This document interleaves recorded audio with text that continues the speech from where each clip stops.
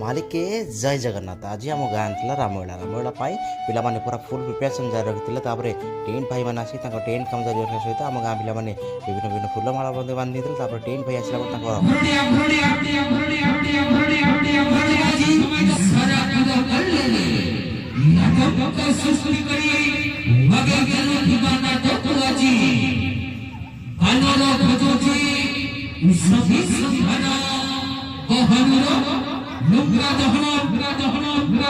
ତାପରେ ଆମ ଗାଁର ଛୋଟ ଛୋଟ ପିଲାମାନେ ଡ୍ୟାନ୍ସ କରିବା ପାଇଁ ପ୍ରସ୍ତୁତ ହେଇଥିଲେ। ତାପରେ ଡ୍ୟାନ୍ସ କାର୍ଯ୍ୟକ୍ରମ ଆରମ୍ଭ ହେଇଥିଲା। ଡ୍ୟାନ୍ସ କଲା ପରେ ରାମମେଳା ଷ୍ଟାର୍ଟ କରାଯାଇଥିଲା। ରାମମେଳା ଦେଖିବା ପାଇଁ ପ୍ରବଳ ସଂଖ୍ୟକ ଦର୍ଶକମାନେ